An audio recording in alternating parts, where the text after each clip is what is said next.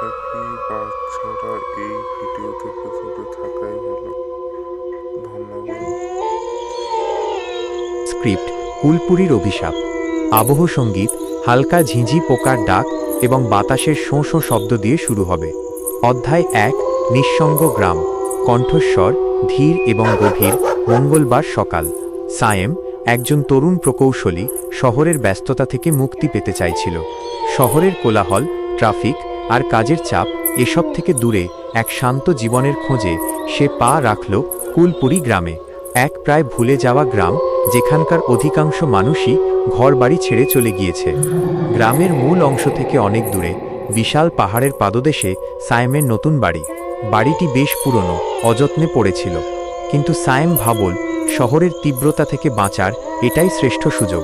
সে বাড়িটি মেরামত করার পরিকল্পনা নিয়ে কাজ শুরু করল। তবে প্রথম দিন থেকেই কিছু অদ্ভুত ব্যাপার ঘটতে শুরু করল। রাতের নিস্তব্ধতা হঠাৎ কেঁপে উঠত কোনো অদৃশ্য কিছুর উপস্থিতিতে, কিন্তু সায়েম তখনও জানত না সে আসলে কিসের মুখোমুখি হতে চলেছে। অধ্যায় 2 অদ্ভুত রাত। আবহ সঙ্গীত কিছুটা রহস্যময় এবং গম্ভীর।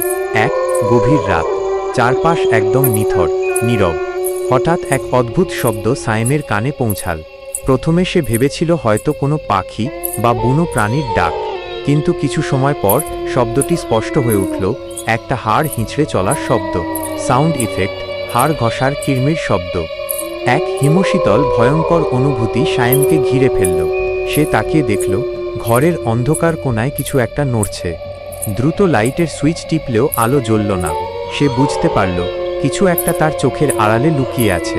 হঠাৎ আবার সেই শব্দ। এবার সে নিশ্চিত হল এটা কোনো প্রাণীর নয়, বরং কোনো অদৃশ্য মানুষের পদক্ষেপের শব্দ। সায়েম ভয় পেলেও সাহস সঞ্চয় করে একটি ছুরি নিয়ে সামনে এগিয়ে গেল। অধ্যায় 3 অদৃশ্য উপস্থিতি।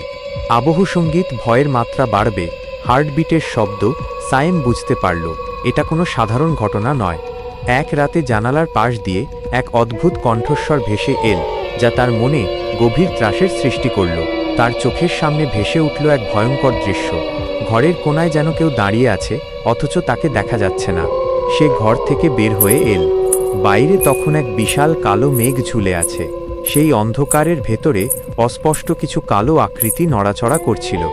সায়েম জানত এই মুহূর্তে, এক মুহূর্তের জন্য দৃষ্টি সরালে সে মহাবিপদে পড়বে, কিন্তু সে বুঝতে পারছিল না কোথায় যাবে সে।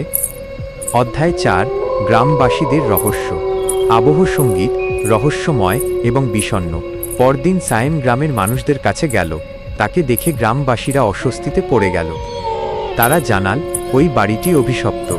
অনেক আগে সেখানে এক পরিবার বাস করত, যারা এক রাতে রহস্যজনকভাবে নিখোঁজ হয়ে যায়। তাদের আর কোনোদিন খুঁজে পাওয়া যায়নি। এরপর থেকেই বাড়িটি পরিত্যক্ত এবং অভিশপ্ত হয়ে আছে। সায়েম অনুভব করল কোনো এক অদৃশ্য শক্তি তাকে প্রতিনিয়ত আক্রমণ করার চেষ্টা করছে। অধ্যায় 5 চূড়ান্ত রাত। আবহ সঙ্গীত তীব্র, উত্তেজনাপূর্ণ এবং নাটকীয়। সেই চূড়ান্ত রাত, অদৃশ্য উপস্থিতিটা এবার পুরোপুরি প্রকট হয়ে উঠল। ঘরের বাতাস ভারী হয়ে এল। সায়েম বুঝল তাকে বাঁচতে হলে নিজের সর্বোচ্চ সাহস ব্যবহার করতে হবে। সে ঘরের সব লাইট জ্বালিয়ে দিল এবং খুঁজে পাওয়া এক পুরনো আধ্যাত্মিক বইয়ের পাতা উল্টাতে লাগল। বইয়ের পাতায় ছিল কিছু অদ্ভুত মন্ত্রের চিহ্ন। সায়েম কাঁপানো কণ্ঠে সেই মন্ত্রগুলো পড়তে শুরু করল। কণ্ঠস্বর, মন্ত্র পড়ার মৃদু প্রতিধ্বনি পড়ার সাথে সাথে চারপাশ ধীরে ধীরে শান্ত হতে শুরু করল। একসময় সবকিছু একদম নিস্তব্ধ হয়ে গেল।